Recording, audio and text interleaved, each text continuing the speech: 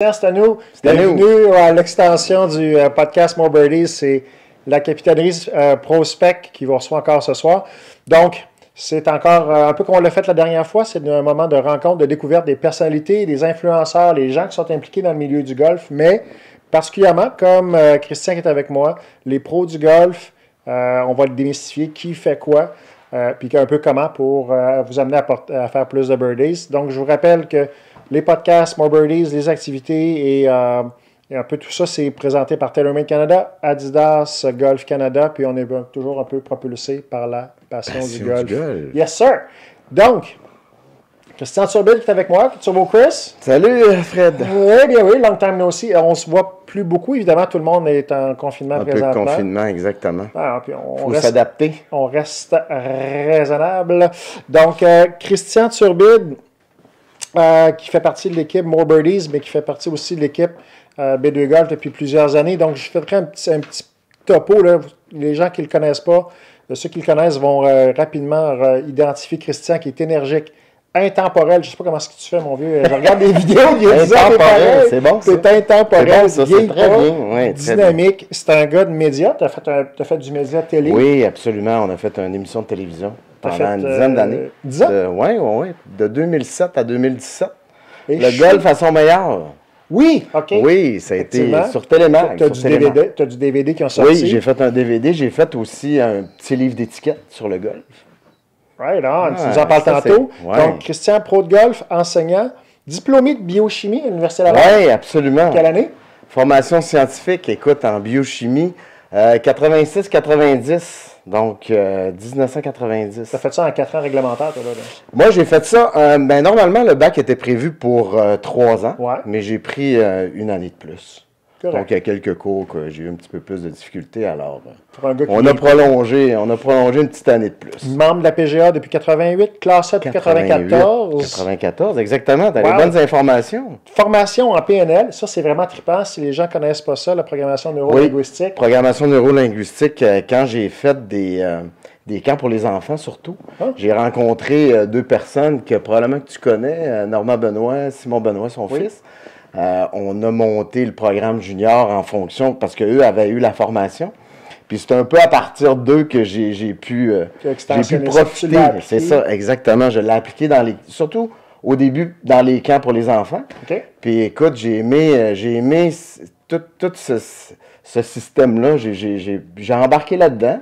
Puis Normand, puis Simon, son fils, la PNL, on va appeler ça une science, mais c'est une façon de faire qui est pratique dans la vie de tous les jours. Oui, absolument, qui est applicable dans la vie de tous les jours, absolument. Oh, oui, absolument, tu as raison. Thérapie de la réalité, ça, tu tombes dans une philosophie de vie, j'imagine? Oui, absolument. C'est la même chose. C'est Normand. Mon mentor, ça a été Normand Benoît. Écoute, il est bachelier en éducation physique. Ouais. Puis il nous a donné un bon coup de main, je te dirais, dans les camps pour les enfants quand on a fait ça.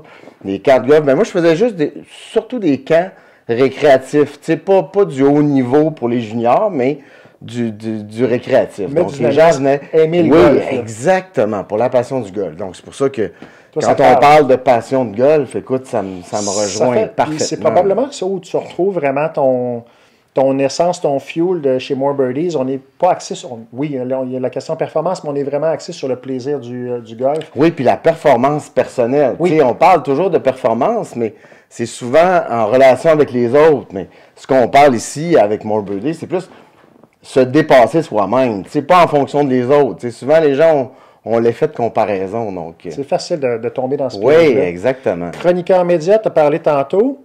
Oui, à la télévision. Christian, t'es né où? Moi, je suis né au Saguenay. C'est vrai? À Jonquière. C'est correct. Puis même, je te dirais, à Kenogami. Kenogami qui faisait partie de la ville de Jonquière dans le temps.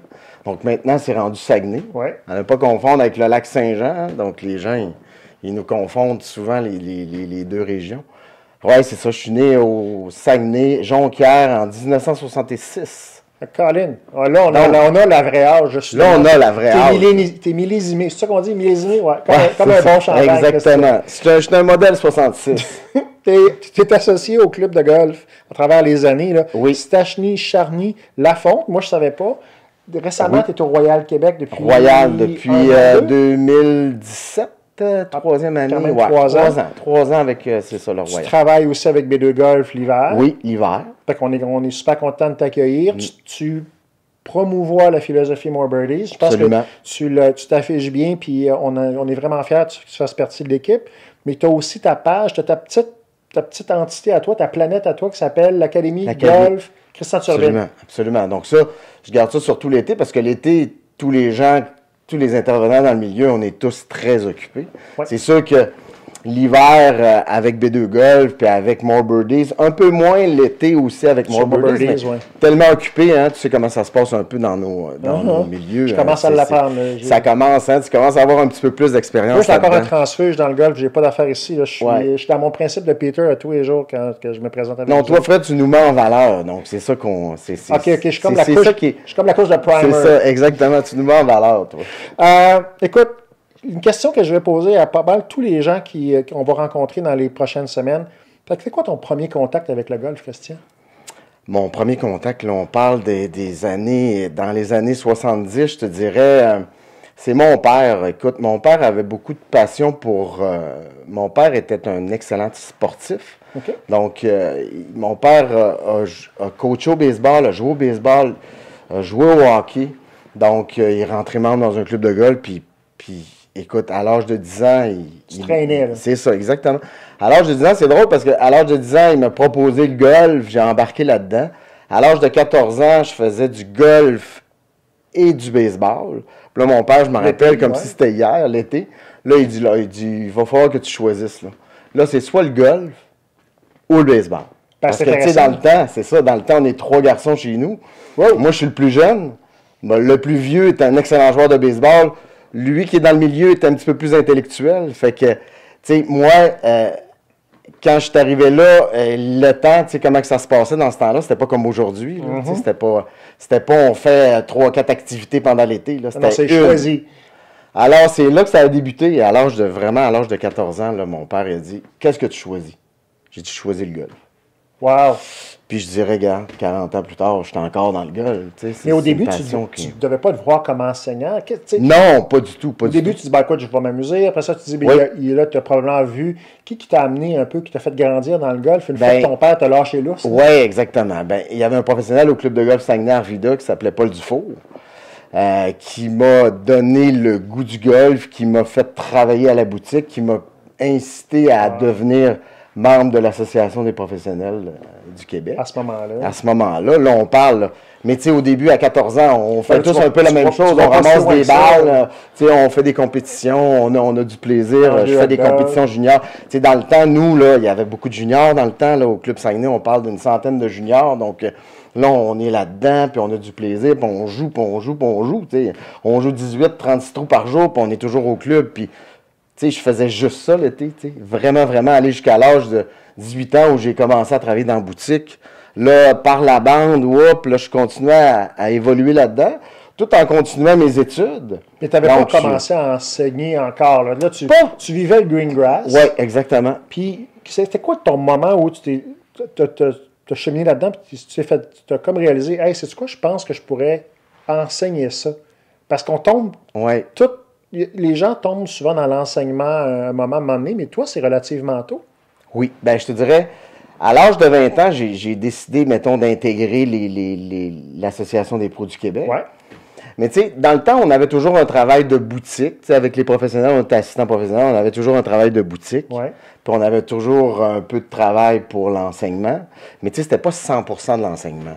Ça a pris quand même, je te dirais que le déclencheur de décider, pas nécessairement de faire juste de l'enseignement, mais de travailler dans le golf, le déclencheur, ça a été le fait que je m'en vienne à Québec. C'est là que ça a vraiment changé quelque chose. Là, à partir de ce moment-là, j'ai pas mal su que j'allais probablement faire ma vie dans le golf. Je ne sais pas dans quoi, parce que l'enseignement, oui, j'aimais ça.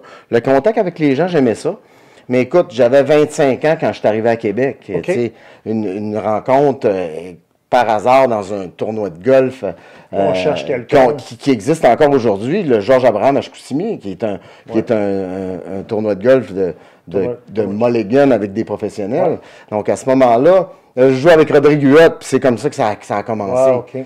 Le capitaine de l'autre équipe, c'est Rodrigue Huot. Il me dit, hey, après la partie, tu as une bonne attitude. je te verrais travailler avec nous autres. Il m'offre carrément de m'en venir travailler pour lui à Québec. Donc, c'est un peu là que ça...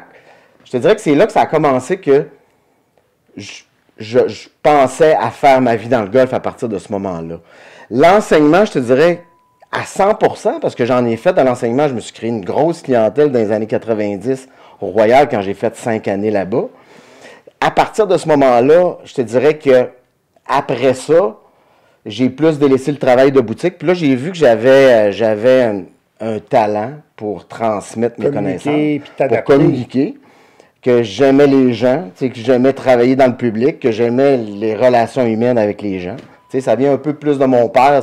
Mon père a été dans l'assurance, donc il aimait les gens. Il était connu au Saguenay dans le sport. Donc, c'est un peu là que... Mais je te dirais que 25, vois-tu, début des années 2000, là, j'ai vraiment, vraiment dit, là, c'est vraiment ça. C'est là que ça se passe. C'est vraiment l'enseignement où je me sens le plus utile, dans la sphère du toi, tu te réalises, parce que là, exactement. Je t'ai regardé du coin de l'œil, puis un petit peu en secret, voir comment tu enseignes, puis c'est toujours intéressant parce que ta personnalité transpire à travers tout ça, mais tu t'es adapté à travers tout. Il y a un paquet de trends là, à travers les années. Il y a eu différentes personnes qui ont influencé le golf. Toi, tu t'es adapté, tu as fait ton cheminement, puis à chaque fois, tu as moulé là, vraiment. J'ai rencontré plein de gens là, à travers tout ça. Là, Pierre-Luc puis Maxime que j'ai rencontrés par rapport à B2 Golf, puis avant un peu par rapport à Golf Évolution, tu sais. Tout ça, avant, moi, j'ai eu aussi des genres d'écoles de golf, pas aussi dynamiques qu'ici, là, mais dans le temps, on a fait ça pendant l'hiver, nous autres aussi, là, avec Nicolas Huette, Mario Bouchard, dans le temps, tu sais, la génération un peu de mon âge, on a fait ça. Donc, tu sais, j'ai vu un paquet de personnes passer là-dedans, tu sais, un paquet de professionnels avec qui j'ai... Puis écoute, j'ai toujours gardé des bonnes relations avec tous ces gens-là. C'est difficile de ne pas t'aimer, on va te le dire. Oui, ça, je me suis aperçu de ça aussi un peu plus tard, tu sais. T'es un gars super positif, oui. Puis je suis comme ça dans ma vie personnelle. Je suis la même personne dans ma vie personnelle. Oui, t'as pas de façade. Non, pas du tout. Ça, c'est vrai, t'es WYSIWYG. What you see is what you get avec exactement. C'est vrai. Toujours beaucoup d'intérêt aussi que les gens, tu sais, en golf.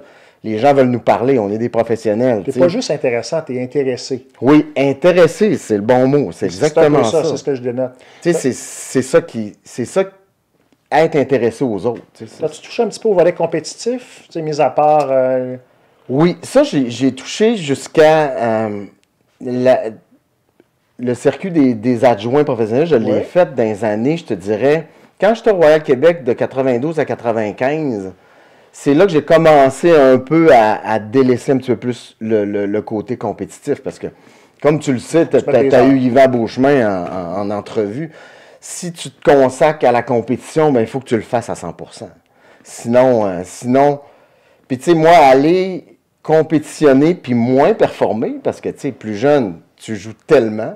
Quand tu décides de faire ça de ta vie, ben à quelque part, tu as moins de temps pour la compétition. Donc, tu avais des choix à faire. Fait que je te dirais qu'au début des années, fin des années 90, là, j'ai arrêté. J'ai fait le circuit des professionnels. J'ai fait le circuit des adjoints professionnels pendant peut-être, je te dirais, un 4-5 ans. Puis le début d'une année sur le circuit des pros. OK. J'ai commencé l'année, puis je me rappelle pas, là... Les années de Rémi Bouchard. Oui, exactement. Rémi, c'est dans mes âges. Peut-être un petit peu plus vieux que moi. Peut-être une couple d'années plus vieille que moi. Mais j'étais dans ces années-là, au niveau du... Mais c'est ça, comme je te disais, je me suis aperçu que si je voulais gagner ma vie là-dedans, délaisser la compétition, moins performer, c'est moins le fun. Hein? Quand tu as joué à un bon niveau, puis là tu t'en vas jouer, puis là ton niveau baisse. Parce que les gens ne réalisent pas toujours que ça coûte des sous là, faire du compétitif. Absolument. Si tu n'en ramènes pas, ça t'a coûté pour t'y rendre. Tu sais. Exactement. Effectivement. Fait que c'est un choix souvent où les gens vont, et c'est pas le chemin de Christian, les gens vont, ce que je vois, c'est que les gens vont faire du compétitif, puis ils voient que ça ne fonctionne pas, puis là, ils vont pencher vers l'enseignement. Dans ton cas à toi, c'est le choix s'est fait relativement tôt, ce qui est, sans dire inusité, mais... Complètement, je te dirais, à l'âge de 35 ans, là, je savais que... C'était pas mal. Tu sais, j'ai eu une remise en question aussi, dans le sens que, tu sais, j'ai un baccalauréat en biochimie, il y avait l'option d'aller là-dedans, il y avait l'option aussi de faire sais, j'avais un petit œil sur être représentant pharmaceutique dans ce temps-là, je me rappelle. Mais le déclencheur, je me rappelle encore aujourd'hui, c'est quand j'ai vu, je me suis questionné, j'ai dit, écoute, qu'est-ce que je fais là? Si j'y vais, là, j'avais 35 ans, la plus grosse remise en question, elle a été là. À 35. Tu sais, à 35 ans, il y a peut-être une vingtaine d'années, là. Là, j'ai dit, j'avais des contacts, tu sais, parce qu'on forme des contacts dans notre milieu aussi, on rencontre plein de personnes. C'est super intéressant. Puis là, à un moment donné, je me suis questionné, puis je me suis dit, non, ça suffit, là. Là, c'est assez. Je m'en vais là. J'ai des qualités là-dedans. En vieillissant, tu sais où tu es bon. Oui. Tu sais où tu es le mieux aussi. Tu sais, dans quel type d'emploi tu te sens à ton maximum. Donc là, à ce moment-là, je me suis dit, OK, là, on s'en va à 100%. Je vais te poser une question qui n'était pas prévue du tout au menu, mais qui m'amène à me poser, parce qu'il y a certaines personnes qui ont différents points de vue là-dessus. Est-ce que tu préconises travailler tes forces pour être encore meilleur dans ce que tu es au niveau golfique? On se comprend? Ou travailler tes faiblesses pour les élever au niveau de tes habiletés naturelles? C'est une bonne question. Moi, je pense qu'on ne peut pas être bon dans tout. Ça, c'est sûr et certain. Je te dirais que je continue à développer encore mes forces, mais à avoir un œil sur mes faiblesses. OK, être à l'affût. Je crois qu'aujourd'hui, puis c'est positif, que je ne suis pas la même personne que je l'étais il y a 20 ans. Donc, je pense qu'on peut s'améliorer. J'en fais partie. Puis dans mon travail que je fais, ben, je pense que je peux apprendre de tout le monde, de toi dans ce que tu fais, de moi dans mon domaine, de tous les professionnels que je rencontre. On peut en apprendre de tout le monde. Mais je connais mieux mes forces aujourd'hui. Puis c'est sûr que si je les exploite plus, puis je sais qu'est-ce qu'il faut pour développer un golfeur rapidement. Je te dirais que moi, ma force, c'est ça. C'est que rapidement, on va voir dans l'espace de peu de cours, puis c'est ça. C'est satisfaisant pour le client. C'est satisfaisant pour le client, puis c'est satisfaisant pour moi. Oui, parce qu'il y a de l'essai-erreur là-dedans. Oui. Chaque personne est différente, donc tu ne peux pas employer la même recette avec tout le monde. Mais effectivement, mes forces, oui. Continuer de les développer. Avoir un œil sur mes faiblesses aussi.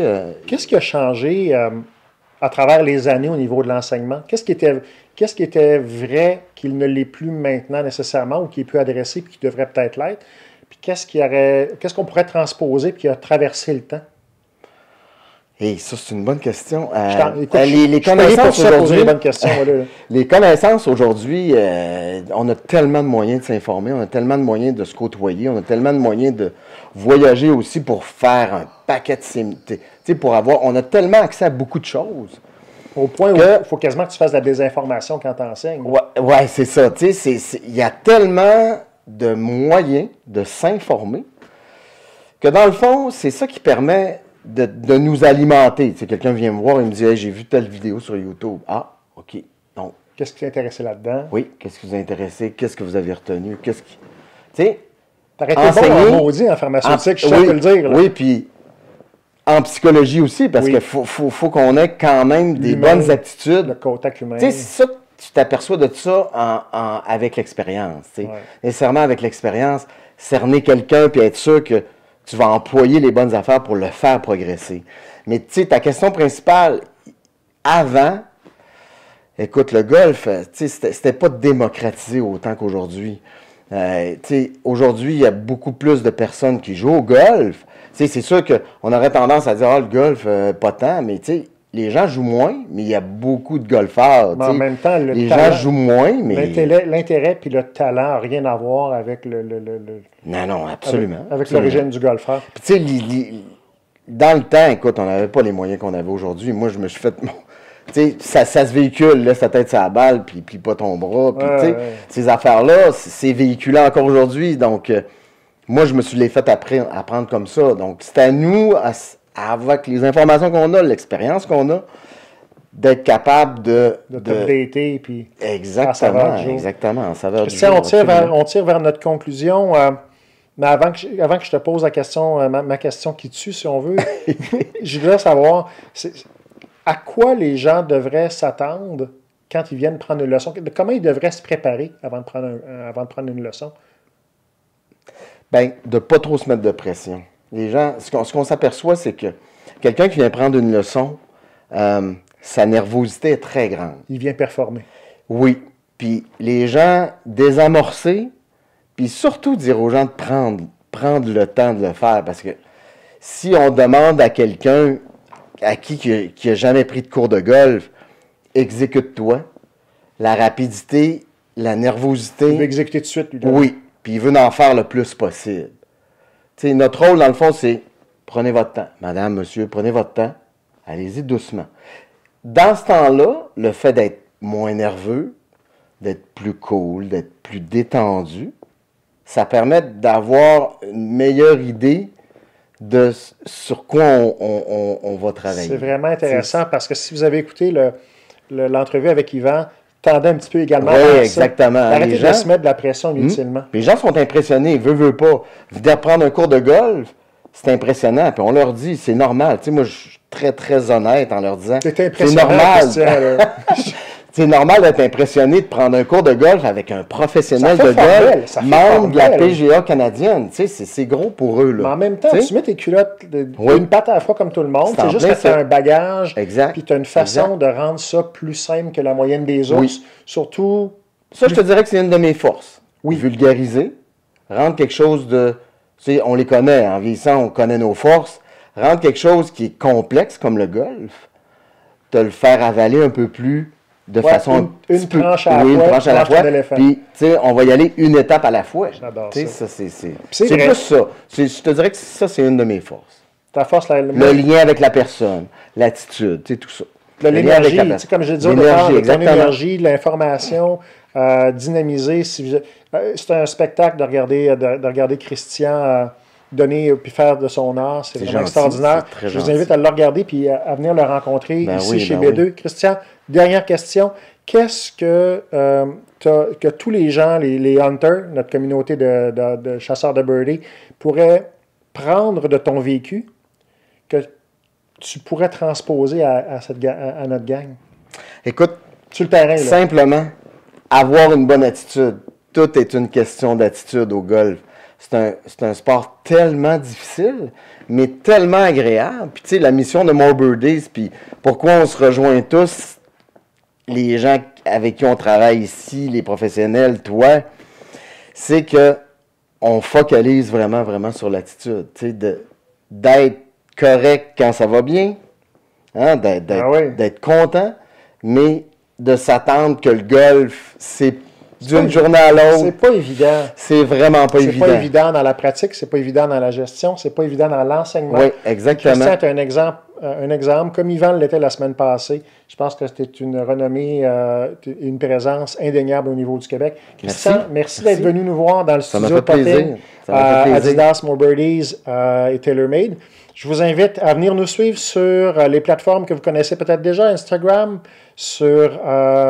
également sur podcast, la chaîne YouTube. Sur ma page également, vous allez voir certains SKU passés. Il y a peut-être des gens qui ont remarqué qu'on avait les nouveaux drivers Sim et les Fairway Woods. Donc, ça commence à sortir. Suivez-nous là-dessus. On va vous feeder sur ce qui s'en vient. J'ai bientôt une rencontre avec des gens qui vont vous en parler un petit peu plus. Puis, vous allez également rejoindre Christian, non seulement sur place en personne lorsqu'il va être disponible, mais également sur sa page d'Académie de golf Christian Turbide. Encore une fois, merci beaucoup, Christian. Merci, Fred. Hey, bonne saison. Lavez-vous les mains. Bye-bye. Ciao.